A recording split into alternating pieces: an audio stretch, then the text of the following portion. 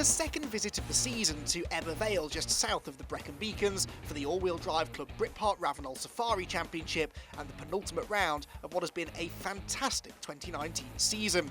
With just 2 events to go, it quite literally could not be closer at the top of the points table, with Rod Parker and Mark Hones tied on points once drop scores are applied. It's set to be a fascinating final couple of rounds. Before the drop scores are added, it's actually Chris Cumming on top with Mike Bakewell second and Harry Nicol third, but as is often the case with drop scores, consistency is not always rewarded. It's Parker and Hones then the 2 to watch, with 2 rounds to go. So after retirement at Ilfracombe for Rod Parker, who was joint top of the table with Mark Hones, after drop scores it leaves you both tied on points as well coming into this round. But you blew the engine to pieces at Ilfracombe. You've got a brand new engine, all new throttle bodies, everything. Talk us through it. You've been through quite a lot to get in. Yeah, so 4 weeks ago obviously we had a total catastrophic engine failure, crank snapped and threw everything everywhere. The boys, the team have worked really hard. You know, Dan and Dave have worked night and day to get the engine turned around. We got another engine from Ian Davidson, and we got it turned around and we got it in there. Yeah, it's been remapped by A&L Performance, and hopefully done a good job. And Ilfracombe, you've just been round the course. It's very fast. It's not like it was earlier this year. It should suit you down to the ground. However, Mark Hones is here. He's going to be on fire as well. He's going to want to win, and it is pivotal that one of you win this weekend. Yeah, totally. This weekend is definitely the one where we've both got to make our mark. So, as I said last time, you know, we'll be going out in the first lap with a mindset that we're going to go and give it some. Yeah, you've not tested the car as well, have you?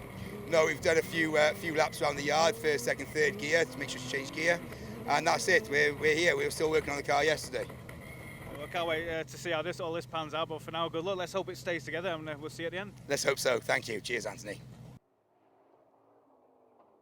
Well, it's been a good start to the event for Rod Parker, leading the way after the first 3 runs of the day. Hot on his heels, though, is Andy Skelly, who, having tasted podium success for the first time this year on the 5th round of the championship, is keen to add to that with his first win of the year this weekend. His times on the first couple of runs were within a handful of seconds of Rod Parker's times. However, he lost a chunk on run 3, meaning that he's 37 seconds back going into the middle part of the day. Still, he's in contention for the victory, and if he can get himself ahead of Rod Parker and take some points away from him, that would no doubt make a certain Mark Hones very happy indeed.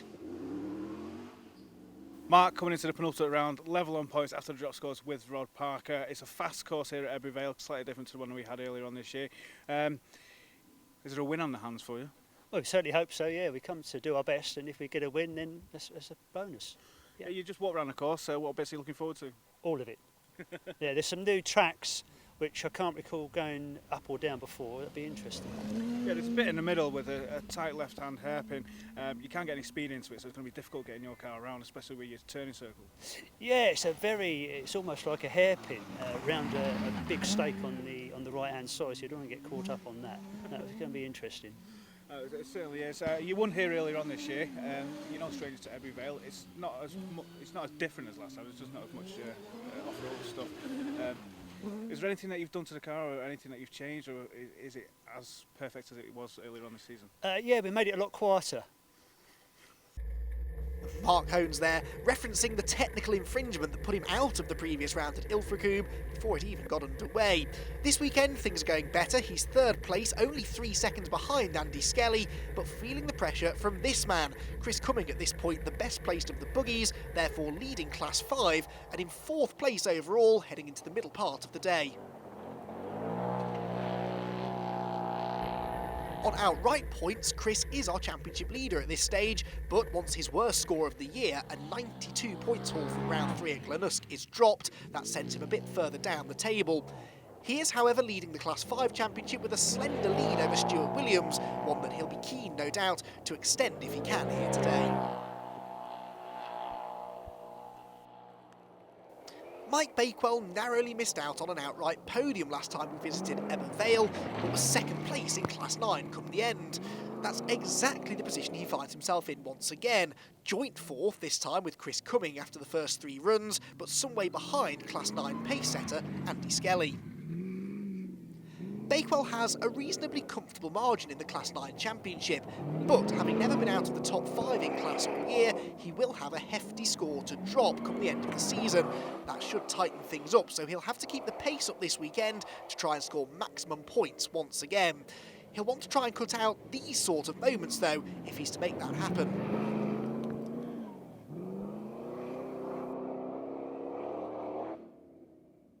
The man who pipped Bakewell to that podium last time we were here was Gareth Edwards, and based on his early form this weekend, he could do the same again. He runs in 5th place at the moment, 15 seconds behind Bakewell after a cautious start to the event, but he clearly has the pace to challenge for a good result once more. Still, a good result here last time does not necessarily guarantee a repeat result on this occasion. The course has been reversed this time and some of the more technical sections have been taken out, meaning the faster course could see a shake-up of the order. So a new face in 2019 is Michael Tilney. You raced with the All-Wheel Drive Club in 2018 and you wrote the car off hitting a tree at Ilfracombe. You spent all year getting it back together. Looking forward to this. I am. I'm not looking forward to the rain, maybe, but Vale has been a happy hunting ground for us previously, so I am looking forward to it. We've got new bypass shocks on the front, so we had them fitted for Ilfracombe, but only managed 3 laps there, so that we haven't tested them properly. So that should be good and should help on the motocross track. Depending, we haven't walked the course yet, so I don't know what's out there, but if there's any rough, it should help us with that. And we'll see. Fingers crossed, Lady Luck shines on us for a change. And it's going to suit the power cars this weekend. It's very fast. There's not too much off-roady stuff. In this, you've got a tuned Robo V8, 5.2 litres. Just had a rematch. Was it 350 brake horsepower? 325 at the wheels. Yeah. So. Yeah. So more do the job. Yeah. More than enough than to get you in trouble. That's for sure. Yeah. I've just seen you struggling with a clutch, twin plate clutch, isn't it? Yeah, it is. Yeah, it's like a switch on or off, so it's a bit of a nightmare. But it's nice when you're moving, but not so nice to manoeuvre it around. So potentially we could see you running at the top end of the table this weekend. We'll keep an eye on it. Hopefully you get it to the end. But for now, good luck. Thank you very much. Yeah, fingers crossed that Lady Luck shines on us for a change. And yeah, I mean we're not going to win, but it'll be nice to be in the top 5 if we can. So we'll keep an eye on it. All right, thank you, mate. Well, Michael has had to contend with some handling issues in the early stages of this event, meaning that Bruce Ballard is breathing down his neck, just 8 seconds behind the returnee after the first 3 runs. Unlike the man he's chasing, Bruce does have to think about championship points though. He had a non-finish in the 5th round of the championship, meaning he's dropping 0 points. That actually brings him mathematically back into contention for the Class 9 championship battle.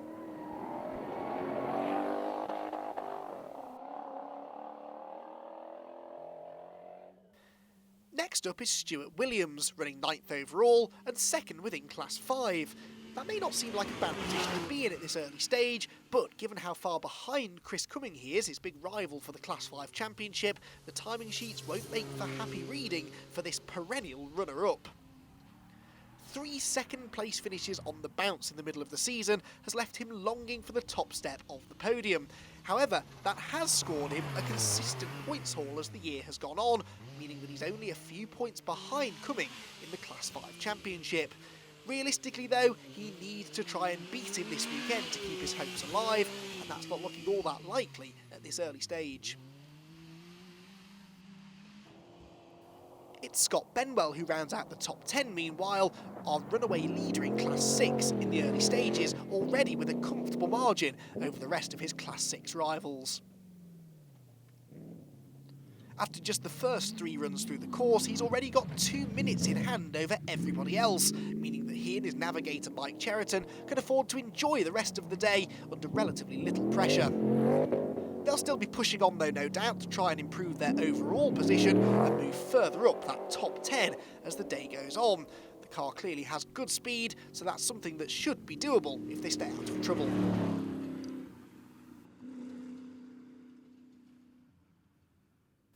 Next up is Keith Wilde, who has inherited 2nd place in Class 8 on the 3rd run of the day, after the team with which he was fighting had problems of their own.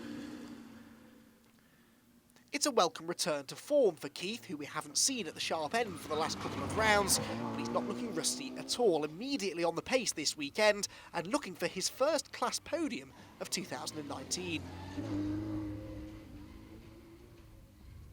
It's been an up and down year for Keith all round, with only 2 finishes to show for his 2019 efforts. He'll be hoping to get to the end in one piece and preferably to earn some silverware this weekend.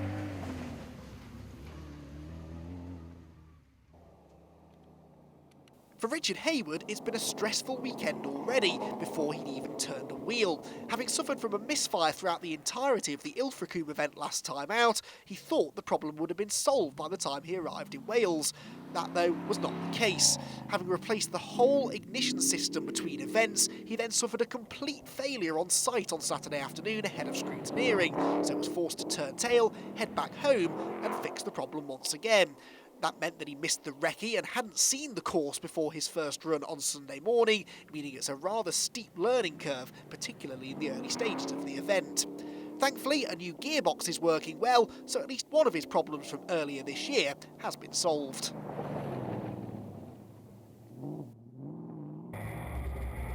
Richard is about 30 seconds behind the Team Parry car that had been running second in Class 8 until a slow run through the third pass of the stage saw Keith Wilde get ahead of them.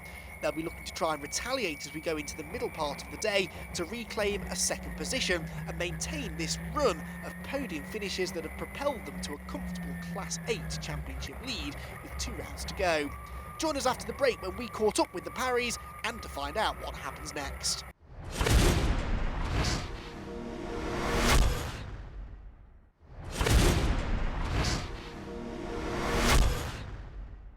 Let me introduce Team Parry to everybody who won the Class 8 battle last time out.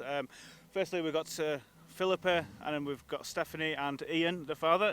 Ian, congratulations on the class win. Thank you. Yeah, we had a good day. We were running about 8th, and we got our laps out the way, and we were busy tucking into bacon butties, and everybody else fell around us, so we went to 4th. So.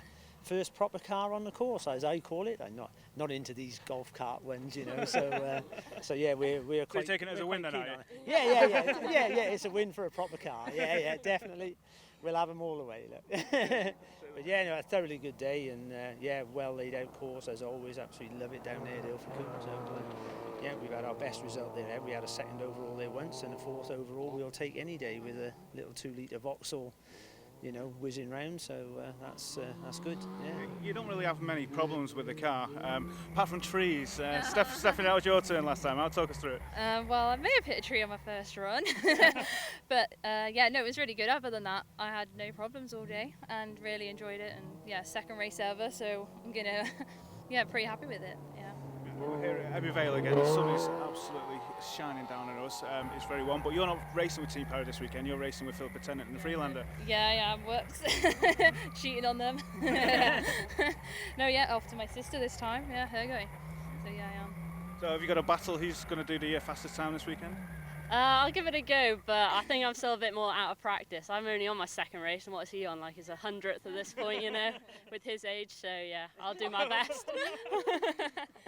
How does that make you feel? Yeah, that'll definitely put 10 seconds on my lap. Right, so what can we expect this weekend? Obviously, Rod and Mark are back in Class 8 this weekend. They've got to go hell for leather. You've just got to do what you normally do, consistent and get to the end. Absolutely, that's what we want, yeah. If we can get this one under our belt today, we've done, this will be our 3rd season we've done now, and I don't want to tempt fate, but we've had 1 maximum lap in the 3 seasons so far, so that's what helps us get up there, is to do the mechanics right, try and keep the thing together and keep the 4 wheels on it, because if the wheels ain't round, it ain't going very far, and that seems to be the way we work. But we're bound to have a hiccup now, Jess. We had a little gremlin last time where the engine wouldn't start. We haven't found what caused that, so that might come back and bite us in the bum at some stage.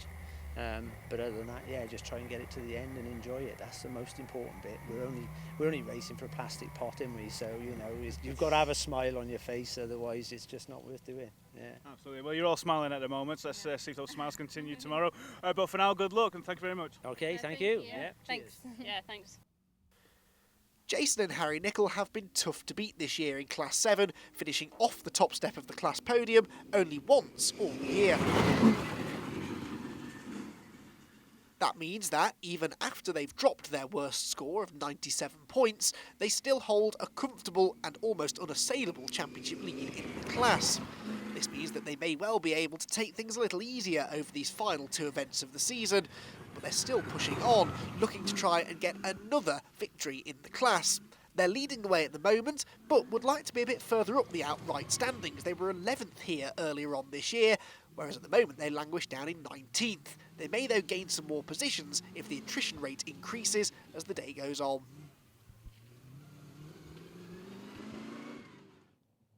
Their nearest rival in Class 7 is debutant Ian Archer, making his first appearance of the year. All things considered, this has been a solid debut in the championship, running second place in class, albeit nearly 3 minutes behind the season-long pace setters.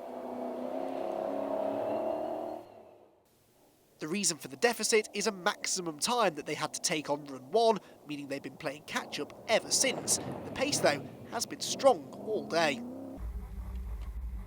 Victoria Vaughan got her season best finish last time at Ilfracombe, with second place in Class 7 on what was her second podium appearance of the year so far. Whilst another podium should be doable this weekend, there are only 3 Class 7 cars entered after all. Getting second or better may prove to be tricky. That's because she had to take a maximum time on run 6, dropping her several minutes behind her Class 7 rivals.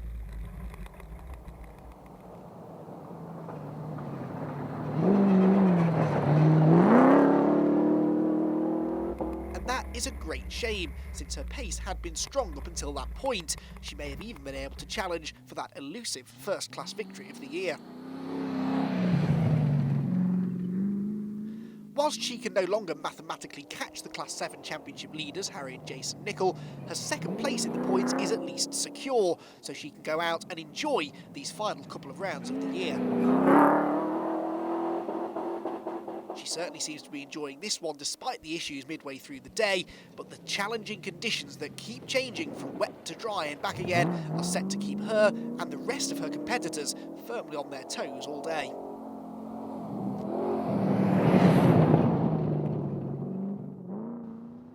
Scott Benwell, meanwhile, is still leading Class 6, running 9th place overall, despite having to have a bit of a DIY repair job for some broken windscreen wipers. They'd been used well in the morning as the rain started to come in heavily. It didn't seem to slow him down though, and he's looking tough to beat in Class 6.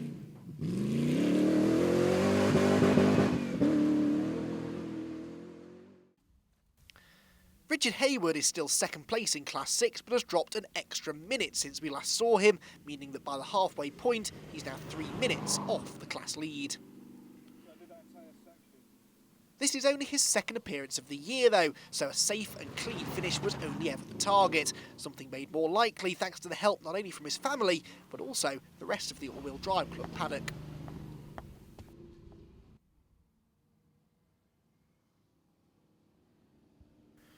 Derek Wheeler rounds out the podium runners at the moment in Class 6 after what's been a slightly more cautious start to the event than usual. Derek has been on the podium 4 times this year, including 1 victory in the 5th round of the championship. That gives him a reasonably healthy points lead coming into the penultimate round of the season, and a solid podium finish here should be enough for him to put one hand on the Class 6 championship trophy. Therefore, it's understandable that no huge risks are being taken, especially as the conditions deteriorate through the middle of the day. It's been a wonderfully consistent day so far, with each run being within a couple of seconds of the others, despite the odd moment like that, which I think most drivers have had to suffer with at some point today. There is a bit of a gulf between the top 3 in Class 6 and the one remaining Class 6 runner, Roger Baker, who is 2.5 minutes behind the podium runners after the first 6 runs.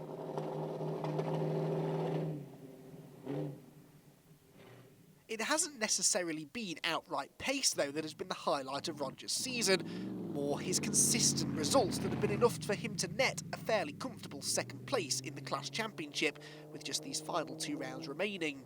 It's not a huge margin that he has over Leighton Dodds and Martin Haywood, but their absence from this round means that it is pretty secure now that he will be the class runner-up. It's Paul Hansen who leads in Class 4 meanwhile, and that has been a familiar sight all year long. 4 wins from 6 events, and only once outside of the top 2 in class, it has been a dominant year from start to finish, and that dominance doesn't look like letting up this weekend. He's comfortably clear of the rest of his class rivals already. This, though, is a victory that he doesn't really need to push for. He could afford to bag some solid points over the final 2 rounds and minimise the risks that he's taking. However, he could only manage 2nd place at Vale earlier on this year and will no doubt be wanting to go one better this time around. There are still obstacles to negotiate along the way though, staying out of the way of his other rivals, just one of them. He needs to finish to avoid having to make this a drop score.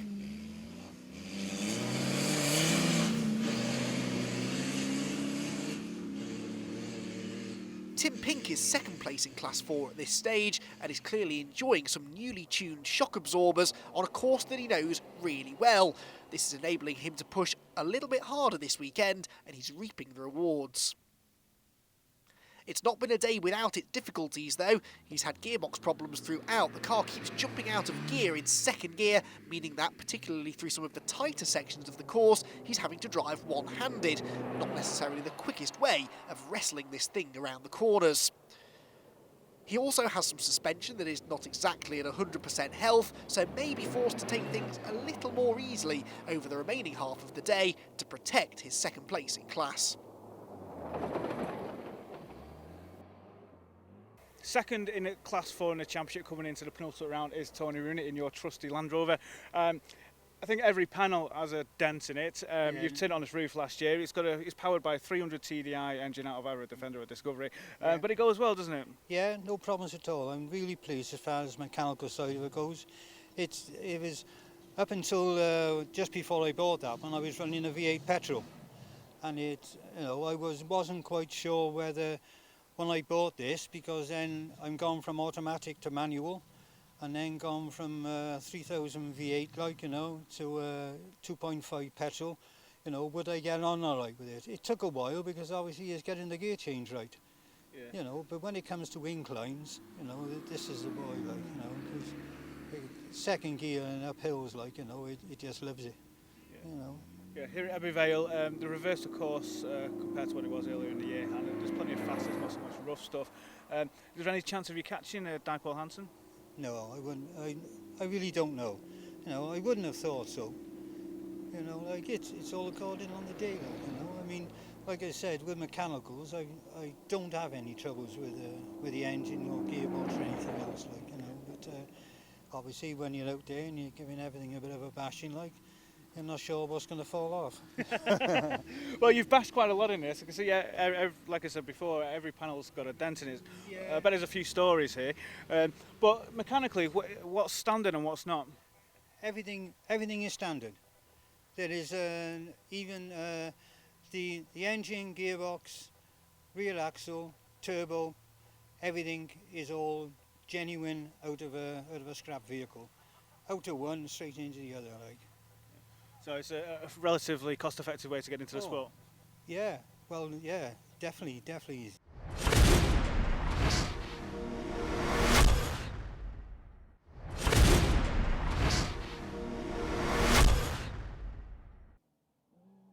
Welcome back to Vale and the penultimate round of the 2019 all-wheel drive club Britpart Ravenel Safari Championship, where Mark Hones is on an absolute mission as he tries to recreate the victory that he scored here earlier on this year. On that occasion, he got the better of season-long championship rival Rod Parker. This time around, though, Rob is the one who has the edge, and Hones is having to pull out every trick in the book to try and keep up with him. It's been a fully committed drive so far for Mark, but sadly his championship hopes could be about to become derailed. The car is slowing, it doesn't appear to have any forward drive. Could this unbelievably become the 2nd non-finish in a row for Mark Hones? If it is, it could be the end of his title hopes. Well, that will be music to the ears of Rod Parker, not necessarily the way that he wanted to seize the championship advantage, but that is exactly what seems like it will happen. He now has a comfortable lead overall and within Class 8 as well. All he needs to do now is stroke it home to the flag, and he will take a commanding championship lead into the final round. Remember, Holmes was already dropping his disqualification from last time out at Ilfracombe. Another non-finish was something that he could not afford. This puts the championship advantage firmly in the hands of this man, Rod Parker, who certainly still appears to be pushing pretty hard. Currently leading the production class is Richard Mayer-Barron. You've already had a DNF this year. It's all about point scoring for you, but Philippa is chasing you down this weekend. Absolutely, and it's possible that Philippa doesn't start on tomorrow. It's not start at all tomorrow, so it really is a wide open championship between us now. I do hope she starts, because that will make my day a bit easier. But again, if she gets a 0, we're really going to the last round with a lot of point deficit. I've got to do well tomorrow. Let's see. Yeah, you certainly have. We've just been round the course. It's very fast. There's plenty of open stretches for you to get the foot down. That's where the power's going to come in. There's not much technical stuff, so the advantage is yours at the minute. Absolutely. This course should suit us very nicely. It's not too technical. There are some parts, obviously, that we've got to be careful of, but I need to get my foot down. I just need to get, and I know I keep saying this, but I've got to get at least 5 places ahead of Philippa tomorrow. That's what you needed to do at Ilfracombe as well, and because of that you actually hit a fence, as you can see there's a big dent in the car, and also we hit a tree on the top right hand corner of the roof, so pushing it isn't always the best way to go. No, we did push a little bit too hard, and then obviously we had a maximum on one of our runs when the airflow meter hose split in half, and then we had to try and jiggle the times to figure out how quick we had to do our last run to make sure we finished ahead of them.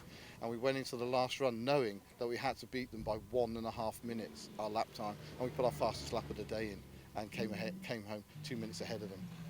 It was so tight. It was so tight. Yeah, you came away with a win in the end, which is good coming into this round. It's still all to play for coming into the last two meetings, so good luck. Thank you very much. And again, thank you both very much for being here today and tomorrow, and the coverage is fantastic and the compliments are really good for you. Thank you. Oh, thank you very much, Richard. My absolute pleasure. See you tomorrow. Will do. So this is going to go down to the wire. Andy, who's going to take this one? Well, the Class 1 battle has been a fascinating one all year long, and it looks likely to go right down to the wire, with less than 10 points now separating the top 2 in the championship. A new name, though, on the Class 1 entry this weekend is Kieran Jones, who's also making his debut in the Freelander Trophy. It's been a steep learning curve, as you'll imagine, especially in these slightly tricky conditions, but he's been enjoying himself and will no doubt get quicker the more we see of him. Speaking of the Freelander Trophy, Philippa Tennant is a runaway championship leader, but is chasing down Richard Mayer-Barron for the Production Class Championship as well. She caught up with Anthony. Another team who's had a successful year with the World Drive Club is Philippa and James Tennant in your trusty Freelander. Firstly, congratulations on the Freelander Trophy win at Ilfracombe, but your dad's not here this weekend. No, so unfortunately he's not been very well this week, so he's had to stay at home. So very kindly, Bruce Tigwell's decided to bring it up for me, and he's going to service me tomorrow. And Steph Parry, part of Team Parry, is going to jump in the passenger seat for me tomorrow, which will be definitely different to the Maserati for her, but I'm looking forward to it. It should be good fun. Be very different not having an instructor in the passenger seat, but we've been here a few times before, got an idea of what the car's capable of now, so just need a consistent run tomorrow, because the whole idea is we need to be there if Richard Barron has a problem for the production class. Yeah, 2 rounds left. You could win the Freelander Trophy this weekend if you come out with an all-out win. Richard Mayer-Barron's the one to keep an eye on, like you just said. He can't drop any scores now, because if he doesn't finish, then that's 2 DNFs and that puts him right out of the running. So you've got to be there or thereabouts at the end of this round and also going into the last round. Yeah, absolutely. That's why everyone's rallied round to get me here today, so we can at least try and compete against Richard. We're not going to beat him on the track. We'll need him to have a problem. But if you're not here, you're not there to sort of win out of it. So we'll give it a go. So you're not content with just 1 trophy this year? Well, I've got to go for the 2. Ebbw Vale, we're running reverse from what we ran this year. It's very fast out there. It kind of suits the high-powered vehicles. Yeah, it's tricky here. Out in the scramble field is really difficult. I haven't walked it yet, but you know there's some big holes in the Freelander. The shock absorbers and the mountings, they can't take it. So you've got to be careful. You've got to drive sensibly. But you know there's still some straight parts. We'll get the power down when we can, and we'll see where we end up.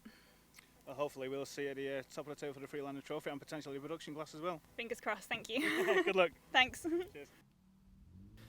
While Philippa and the rest of the Freelander Trophy contingent will have one less driver to worry about this weekend, with the early demise of Ian Gwilym, who made it through just the first 3 runs before having to call it a day.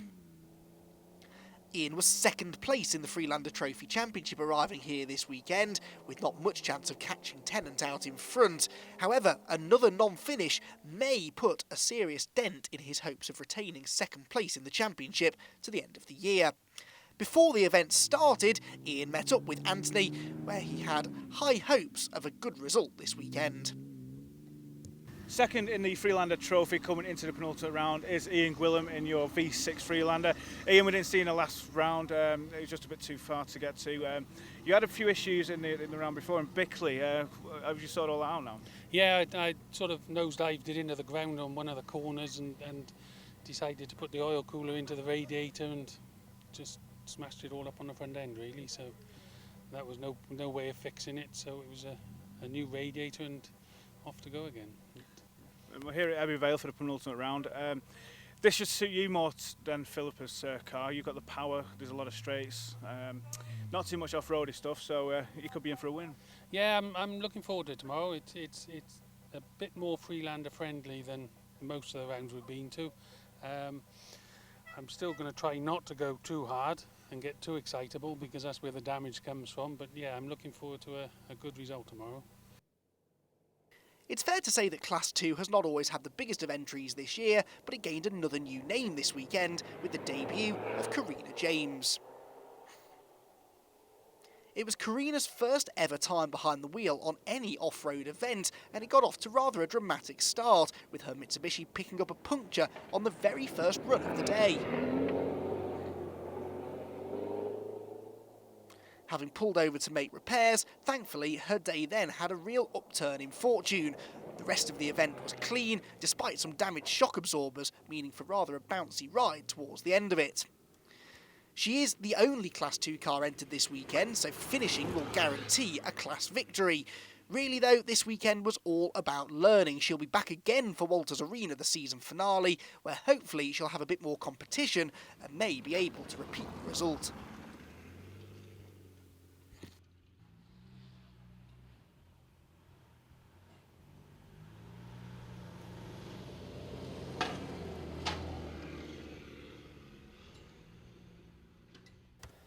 Carl Box was another new name added onto the entry this weekend. Sadly though, he didn't stick around for too long. He made it through the first 3 runs cleanly and reasonably quickly, but sadly was out before the halfway mark. That was a great shame too, because this is a car with great potential. The times that he was setting in the morning were good enough to put him into the top 10 overall. Hopefully he'll be back next time at Walters Arena to show what he and this car can do.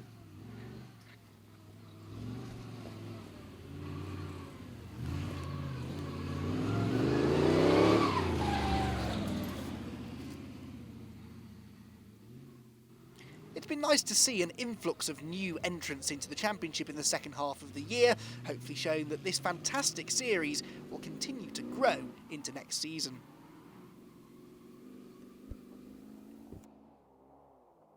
Sadly, Matthew Hall is another name we can add to the retirements list. He's out after run number 6 of what had been a dramatic day right from the word go.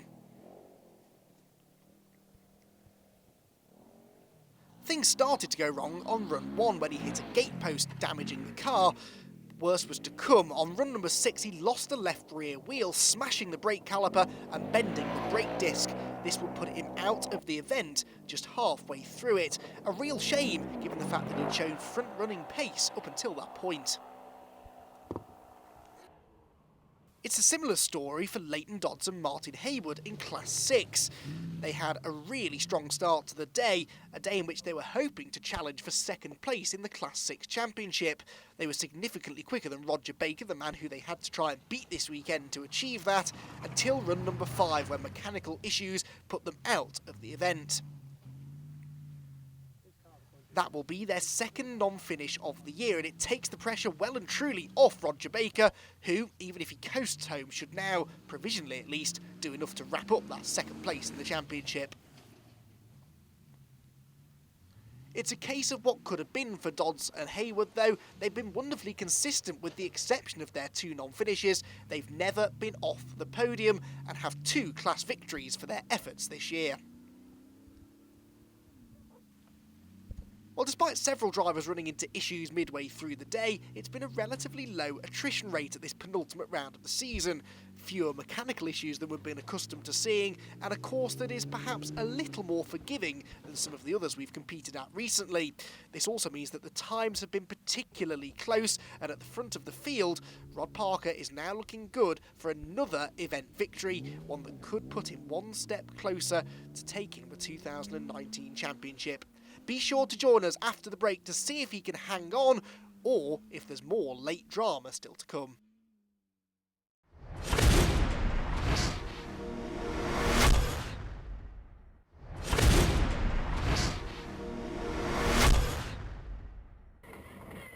Welcome back to Ebbw, where we're now just 1 run away from the end of the penultimate round of the championship. Rod Parker just 1 run away from taking his second victory of the year, and one that would undoubtedly be one of his most significant so far. With his nearest championship rival Mark Hones out of the event, Rod has been able to back off slightly this afternoon. A victory here, though, would put him in almost an unassailable lead going to the final round at Walters Arena. Things have not gone entirely to plan, though. He's had a series of punctures, 2 on run 7 and another 1 on run 8 and 9 respectively. That means that he's actually run out of fresh tyres, and he's got some shock absorber problems, meaning that he'll be stroking this home to bag the maximum points this afternoon.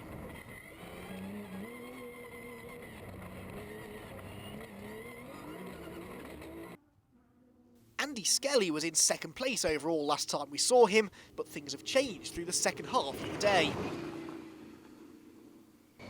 Chris Cumming had been taking time out of him all afternoon and finally overhauled him just past the halfway mark. Skelly has been pushing hard though to try and reclaim the position and has been able to match Cummings' times throughout most of the last few runs. Going into the final run of the day though, it's a sizable margin. It looks like Cumming will hang on, but Skelly is sure to be giving it absolutely everything here to try and get back into second place. He does though have the Class 9 victory more or less in the bag and won't want to take any huge risks and risk losing what would be another fantastic class performance.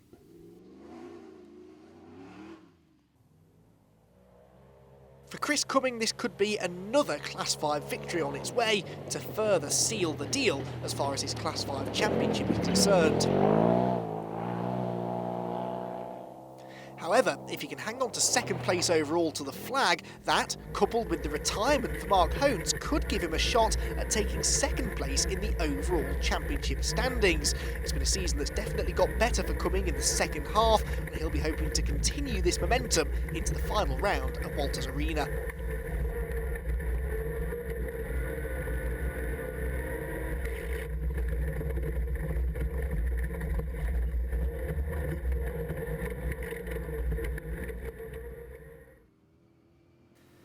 Mike Bakewell, meanwhile, seems to have got the better of Gareth Edwards in their private battle for second place in Class 9.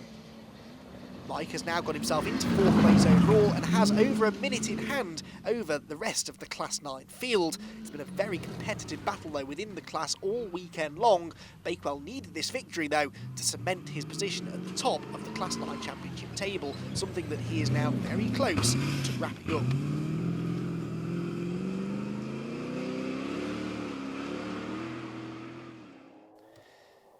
Gareth Edwards is on for his second class podium of the season though, but not quite able to achieve the awesome win that he had at round number 2 here earlier on in the season. Let's hope that Gareth comes back again next year for a full season campaign though. He's been very quick every time we've seen him competing in the championship. If he could put together a full season challenge, maybe the Class 9 title could be on the cards. Nonetheless, Vale has clearly been a happy hunting ground for Gareth, and it's been another job well done this weekend. Not a repeat of the victory, but third place looks more or less to be in the bag.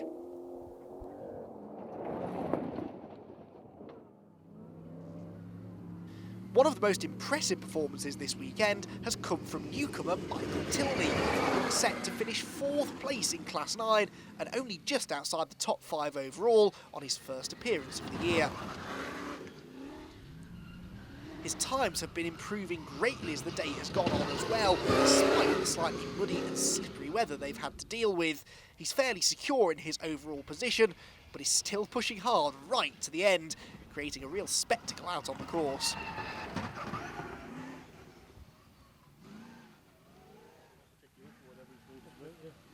If he's back at Walters Arena next time, an overall top 5 will definitely be the target. Who knows, he could even make the podium.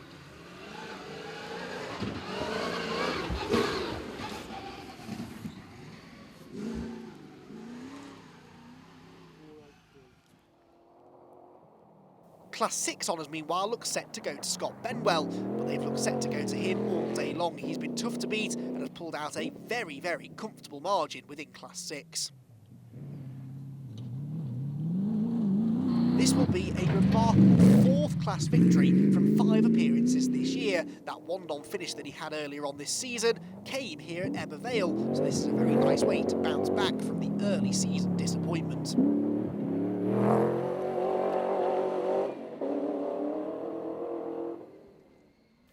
Bruce Mallet is next, running a respectable 8th place overall.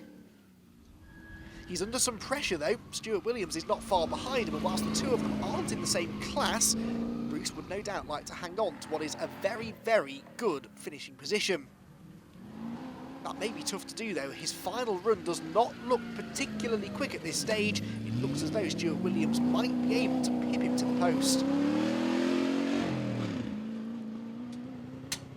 Well, could this explain this relative lack of pace that we've seen from Andy Skelly this afternoon? Damage to the rear of the car, we believe a hub failure or something very similar, is meaning that he's having to make some emergency repairs back in the service park.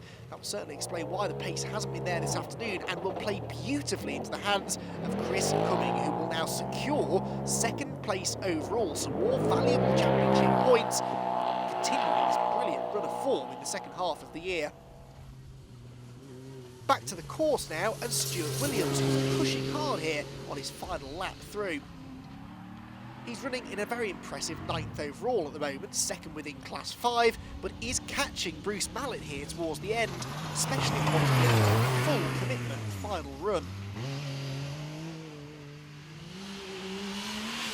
It looks as though he will be 1 position short of that elusive first Class 5 victory. He's put on a real show out on the course today, and surely the victory cannot be that far away for him.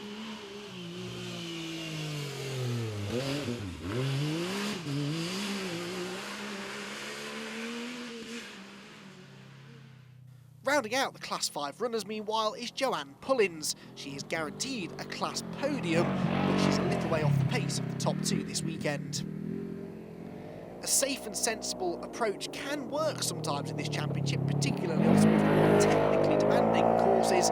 This one, though, is a high-speed, sweeping thrill ride, and a little more commitment is necessary to keep up with the quick runners.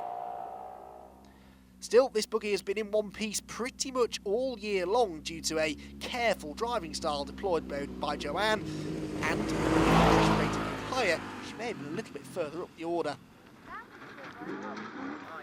Jason and Harry Nicol, meanwhile, look as though they're on their way to another victory in Class 7. Despite this early drama, this was from one of the morning runs where they had to pull off to the side of the road and incurred a very, very slow time. They bounced back well, though, and should win the class. Had it not been for the fact that this man had also incurred a maximum time on run number 1, we may well have been in for a slightly closer contest for the Class 7 victory.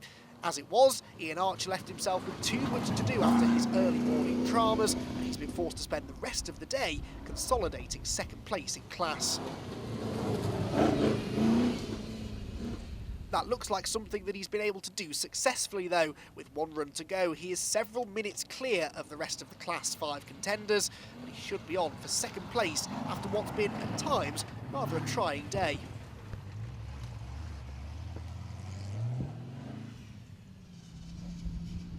Meanwhile, the last of the Class 7 cars still running. It's been a bit of a battle of attrition within this class, so she's done well to get to the end, with the car still in one piece and getting more and more sideways with every pass. She's clearly gaining in confidence and getting quicker as a result.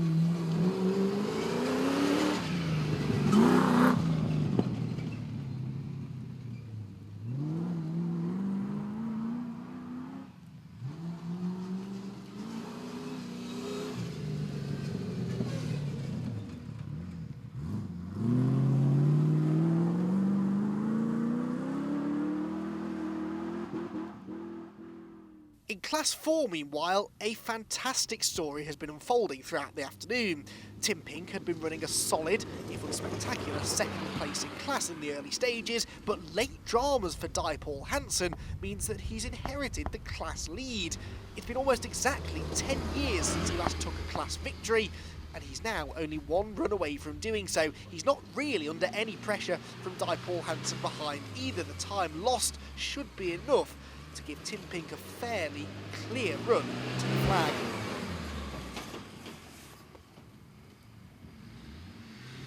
Tim is a hugely experienced competitor in safari rallies, and so it will be a very, very popular result if he can pull this one off. Well, it looks as though he will do. Tim Pink finishes 16th overall, but wins in Class 4. Rod Parker, though, is the overall victor, putting one hand on the championship trophy now, with Chris Cumming 2nd and Andy Skelly surviving for a Class 9 victory in 3rd. Class 8 is taken by Keith Wild, whilst Richard Mayer-Barron hangs on to the Class 1 victory, Philippa and James Tennant taking another Freelander trophy win. This means then that Rod Parker will take a 13-point advantage to the final round, whilst Chris Cumming and Mike Bakewell are now tied for 2nd in the championship. Mark Hones drops down to 6th with no chance now of taking the title, whilst Richard Mayer-Barron breaks into the top 10. Well, Rod, your car's looking a rather second-hand at the minute, but you come away with a win. Well done. Thank you very much. Yeah, it's been a really hard day today. You know, the team have pulled in together, and we had 4 flat tyres. We had to nurse a gearbox from the very start. We had to use the clutch. We didn't have any flat shift. Didn't feel good. Clutch we had to nurse home, and the steering rack came loose. Apart from that, we had a pretty easy day. And the engine's purring nicely as well. Yeah, really pleased with the engine. You know, A&L Performance did an amazing job on the tuning of it. We've got so much torque lower end. It's where we really noticed it come out the corners. We could really put the power down. You know, much better. And it leaves you in the lead of the championship going into the final round. You just need to finish there. We've seen that all before, but you've got to be happy for now. I'm very happy. I hope you haven't jinxed me. Well, only time will tell. But Rod, go and enjoy it. Well done. Brilliant. Thank you very much. Cheers, Anthony.